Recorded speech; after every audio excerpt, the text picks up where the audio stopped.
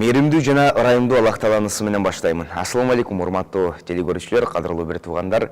Кайрадан Куттуу Орозо программасы назарыңыздарга сунулуп жатат. Бүгүн биз кадырлуу керемет кечте так ушул Кыргызстанда орозо кандай башталган, орозонун Кыргызстандагы тарыхы тууралуу кеп курууна туура көрүп, кадырлуу коногубузду чакырып олтурабыз. Бүгүн студиябызда Кыргызстан Ислам университетинин ага окутуучусу Абдулла Ажы Асыранкулов келип олтурат. Ассаламу алейкум, куш келипсиз. Алейкум ассалам. Кепти мына ушудан баштасак, баягы тарых деген бул адамзаттын басып өткөн жолу дейт эмеспи? Анан ушу орозонун Кыргызстандагы тарыхы кандай негизи? Бисмиллахир-рахманир-рахим. Алхамдулиллах, вассалату вассалам ала расулилlah. Эми орозонун тарыхы байыркы адам атага барып такалат да. Адам ата баардыгыбыздын атабыз, кабайне энебиз. Ошондон башталат. Мунун тарыхында адам ата менен кабайнебиз бейиштин дарагынан, Алла Таала тыюу салган дарактан жеп коюшат. Ошон үчүн Алла Таала орозону парз кылат да аларга, тазалоо үчүн. 30 күн орозону парз кылган, ошондой эле парз кылынган да. Мына Куранда Алла Таала айтат: "Аузу биллахи минеш шайтанир раджим. Я аyyuhallazina amanu kutiba alaykumus-siyamu kama kutiba alal-ladzina min qablikum la'allakum tattaqun."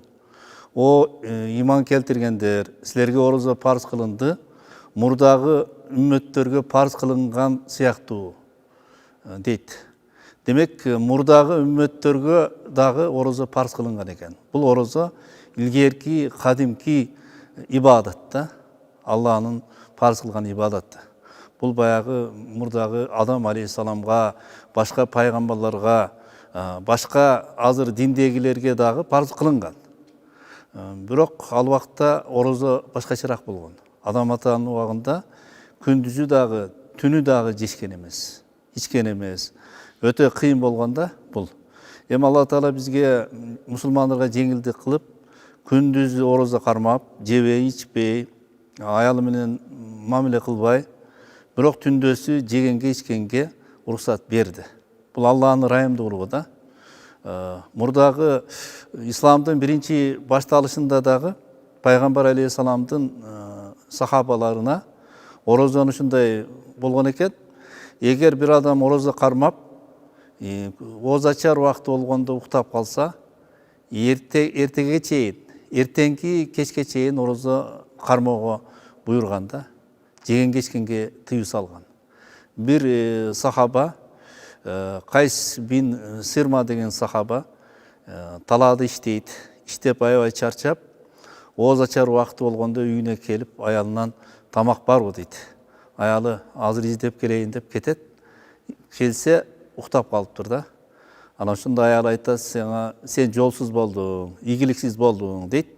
Анан ошол күнү оозун ачпайт, кечинде дагы оозун ачпайт, эртеси дагы оозун ачпайт да. Ал талаада иштеп аткан болот, аябай чарчап, эстен таанып калат.